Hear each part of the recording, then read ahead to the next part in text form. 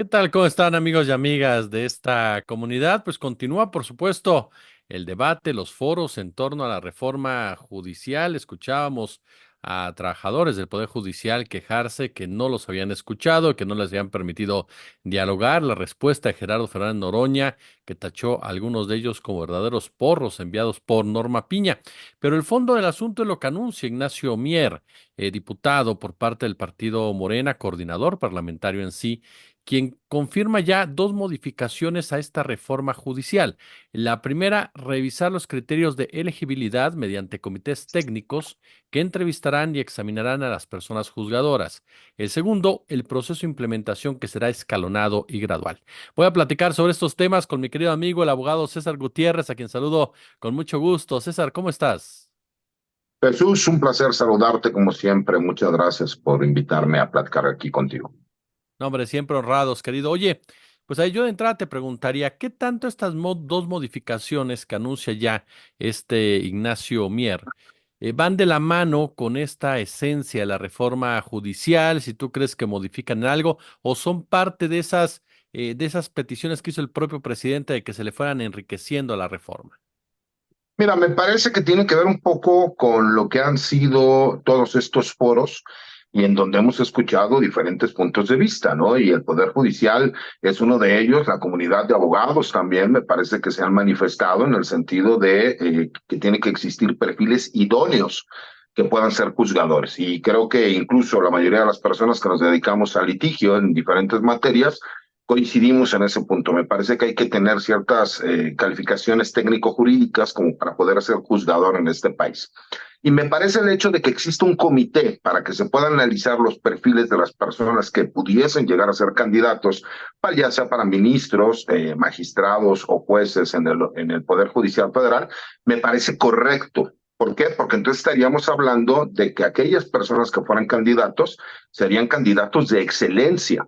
Estaríamos buscando a los mejores perfiles para que estos perfiles, y no como en algún momento señalaban que cualquier persona pudiese llegar a ser, no, me parece que se tienen que cumplir con ciertos requisitos muy necesarios, en donde sí hablaríamos de la excelencia, ¿no? En cuanto a personajes que tienen que ver con la materia jurídica. Y eso no solo enriquece la reforma, sino que me parece que también da cabida a los reclamos que existieron por parte de varios colegios y asociaciones de abogados, de varios comentócratas y de periodistas que señalaban que en una de esas podríamos ver ministros, magistrados o jueces que no tuvieran la preparación, y también a este reclamo que el mismo Poder Judicial ha estado realizando en diferentes foros. Entonces, me parece que se está enriqueciendo, ¿no? De alguna forma importante. Y otro punto que creo que es esencial y que se dieron cuenta ya en cuanto a la reforma fue creada, es que no podríamos nosotros en una sola elección cambiar a todo el Poder Judicial Federal. ¿Por qué? Porque como lo decían, me parece que habría algunos lugares como la Ciudad de México, como el Estado de México, con tantos distritos, ¿no? Y con tanta gente y con tantas votaciones que se llevaran acá, podrían llevar a cabo, pues obviamente complicaría porque no puedes dejar acéfalo el Poder Judicial. Me parece que se va a seguir enriqueciendo, mi querido Jesús, y me parece que sí sirvieron los foros.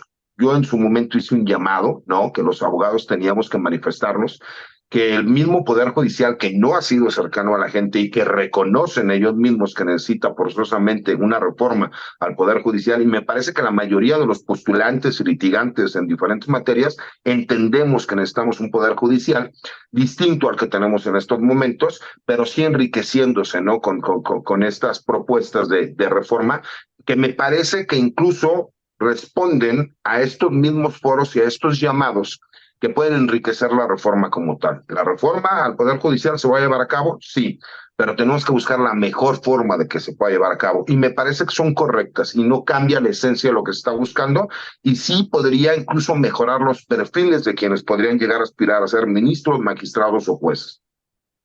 Porque como bien señalas, y que en cierta forma, tú no lo comentaste, César, nos lo comentó también otros abogados, abogadas, que era más la narrativa de la oposición de decir cualquiera va a poder llegar a ser juez, cualquiera va a poder llegar a ser ministro, cuando en muchas ocasiones se decía, bueno, obviamente habrá una especie de filtro para que no pueda llegar Jesús Escobar que no tiene ni idea de lo que se trata. Sí, por supuesto, mira. Acuérdate que hasta hacían la broma de que posiblemente terminaríamos viendo a un personaje como Cuauhtémoc Blanco, quien es el gobernador del estado de Morelos, que terminara siendo ministro de la Corte. Por supuesto que no, por supuesto que estamos hablando de que esto va a enriquecer. ¿En qué sentido? Imagínate, hay muchísimos perfiles de grandes juristas en este país que no tienen carrera judicial, pero que a lo mejor sí tienen las capacidades técnico-jurídicas para poder aspirar a ser ministros o magistrados o jueces, ¿no? Incluso esto le abre también la posibilidad no solo a los mismos jueces y magistrados que se encuentran en el Poder Judicial, sino a muchísimos trabajadores del mismo Poder Judicial que a lo mejor no han tenido la oportunidad de poder aspirar a ser jueces. Hay que recordar que incluso en estos exámenes de oposición hay muchísimas personas que pasan el examen de oposición, pero no hay el número necesario a lo mejor de escaños para poder ser juez federal o para poder ser magistrado. Y ahí es donde vienen todas estas críticas que necesitas tener un padrino en la Suprema Corte de Justicia de la Nación. Y asimismo, cuántas personas no también sabemos y conocemos que existen, parece que hay familias que tienen decenas, ¿no? de miembros de la familia que forman parte del Poder Judicial. Si nosotros le damos la oportunidad de los mejores perfiles, sea dentro del Poder Judicial o dentro del área de la postulación y del litigio en las diferentes materias, pues por supuesto que vamos a enriquecerlo.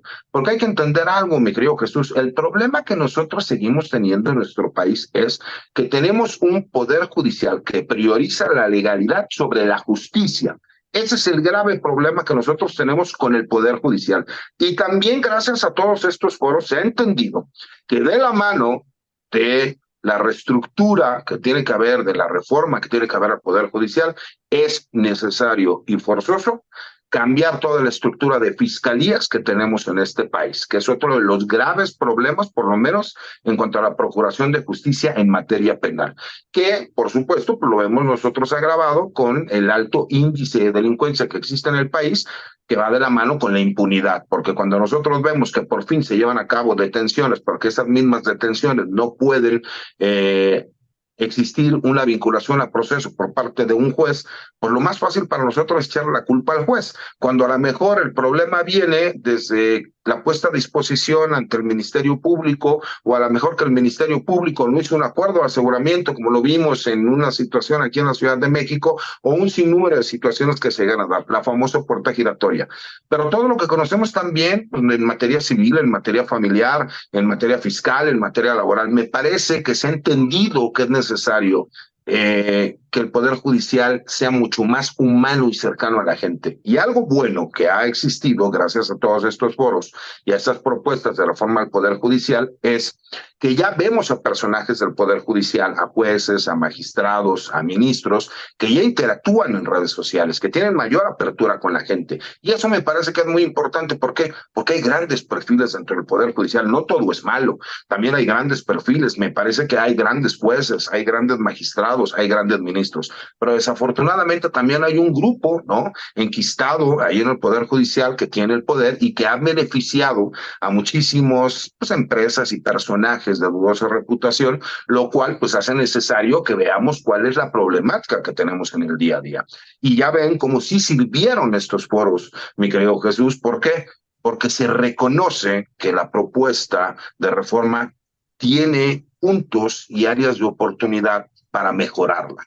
Y uno de esos puntos y áreas de oportunidad es esto, buscar los mejores perfiles para contender por cada uno de los puestos los cuales se estén buscando, y dos, que no puedes cambiar todo el Poder Judicial de forma inmediata, porque simple y sencillamente pondrías a uno de los poderes de la Unión en peligro si haces un cambio radical, porque incluso con el simple hecho de que tú en el momento en que vayas a elecciones necesites que se cambie a todos los jueces, magistrados y ministros de este país, pues imagínate la problemática que tendríamos para que se pudiera llevar a cabo tal votación. Porque seamos realistas, imagínate tú en una boleta tener que escoger por 200 personajes distintos, pues obviamente no tendrías a lo mejor la capacidad para poder realizarlo, ni tendrías el conocimiento.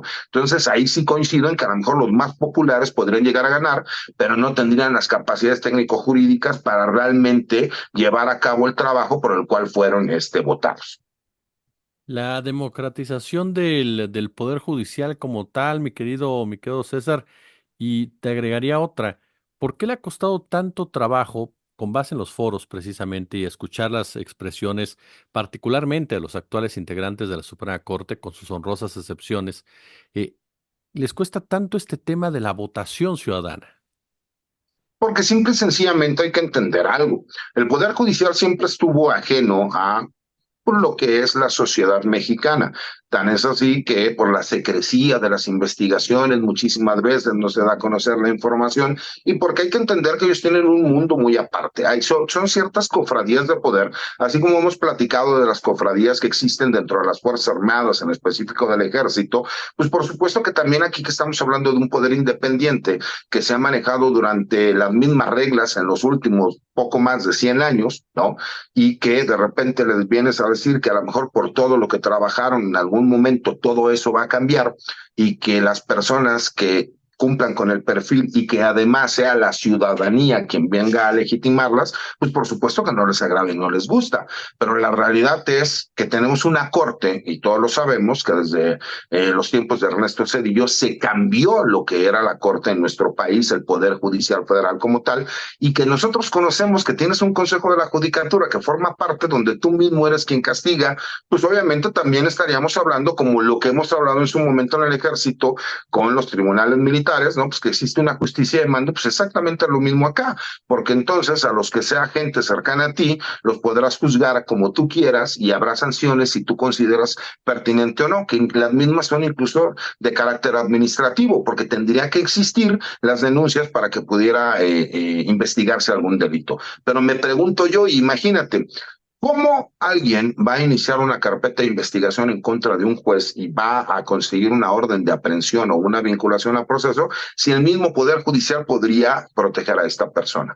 Cuando nosotros entendemos que en todo lugar y en todo poder tiene que haber pesos y contrapesos, pues obviamente entendemos también que el tipo de sistema que hemos tenido hasta el día de hoy, en donde vemos a ministros que nos hablan y nos dicen que cómo se va a votar por un ministro, cuando la realidad es que siempre ha sido una decisión de carácter político, que ellos responden a intereses de grupos políticos, porque recordemos que quien termina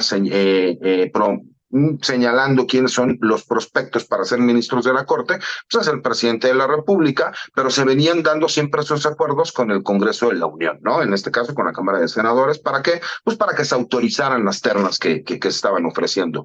Y al día de hoy nos quieren venir a decir que no ha sido así, cuando la realidad es que nosotros sabemos y conocemos que incluso ha habido muchísimos ministros a lo largo de la historia que nunca formaron parte del Poder Judicial y que terminaron siendo ministros de la Suprema Corte y que tiene que ver también con cada uno de los sexenios, ¿no?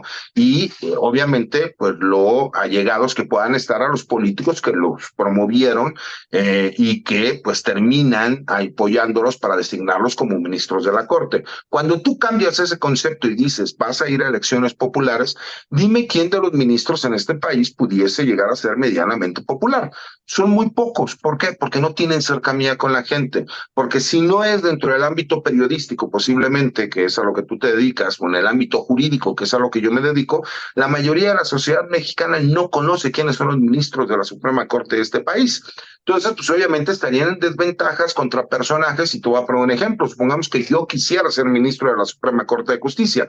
Yo llevaría ventaja a lo mejor. ¿Por qué? Pues porque a lo mejor si yo bien soy abogado, que me dedico a postular en materia penal y penal militar, por lo menos tengo un desarrollo en medios de comunicación en donde la gente me podría ubicar muchísimo más. Entonces, eso es a lo que ellos se refieren, que a lo mejor ellos consideren que yo pudiese llevar a un personaje como yo ventaja. O incluso muchos personajes que se han dedicado a la política, ¿no? Y que cumplan con ciertos requisitos, podrían llevar ventaja sobre personas que consideran que al haber hecho una carrera dentro del Poder Judicial tendrían mayores merecimientos para ser ministros de la Corte. Entonces eso les da miedo y es lógico, mi querido Jesús. ¿Por qué? Porque ellos se consideran que estarían en desventaja. Y segundo punto, creo que también es importante, recordemos que los abogados tenemos un ego demasiado grande. La mayoría de los abogados, ¿no?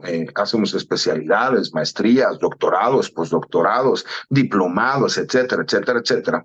Y obviamente, pues, imagínate a aquellas personas que consideran que a lo mejor tienen los méritos suficientes como para entender desde el punto de vista del juzgador, porque no es el mismo el punto de vista del juzgador, ¿no? Y yo lo he explicado a la gente, a ver, Yo cuando defiendo a una persona, yo no soy quien para acusarlo o absolverlo.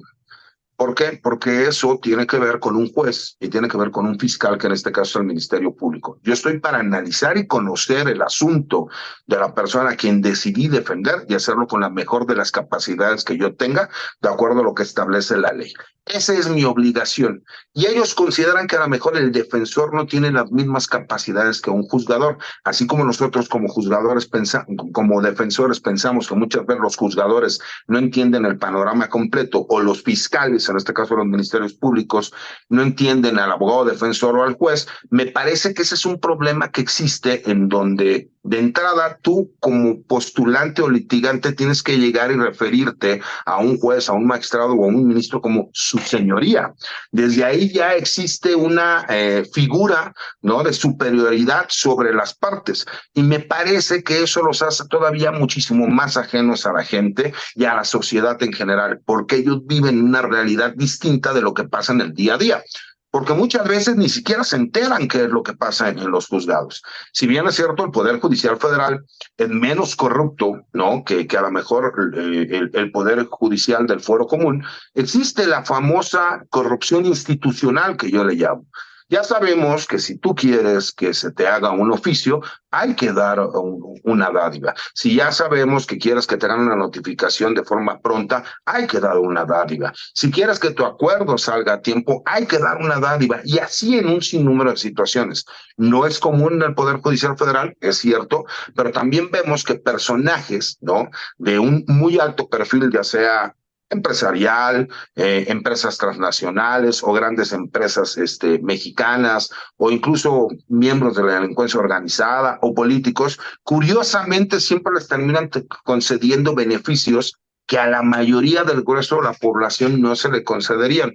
Entonces, pues eso genera suspicacias, además de que también se ha demostrado que muchos personajes ligados, ¿no?, a jueces federales y a magistrados, que terminan siendo los famosos secretarios de acuerdos. Recuerda que hubo unos que estaban grabados por ahí que querían recibir $2 millones por dejar en libertad a uno de los personajes que de forma directa se sabía que ordenó el secuestro y la desaparición de los 43 normalistas de Ayotzinapa. Y eso es por poner uno de tantos ejemplos, ¿no? Entonces, imagínate si no va a existir un problema o un miedo, uno, a ya no ganar las cantidades de dinero que ganan, y dos, a que lo que ellos consideran que han construido durante tantos años, de repente pueden llegar y quitárselos, cuando la realidad es que ese es el miedo que tienen, a perder los privilegios que ellos consideran que se han ganado durante décadas. Mi querido César Gutiérrez, yo como siempre te agradezco muchísimo esta charla, oye. Al contrario, Jesús, para mí siempre es un placer platicar contigo. Te mando un abrazo, como siempre, y buenas tardes.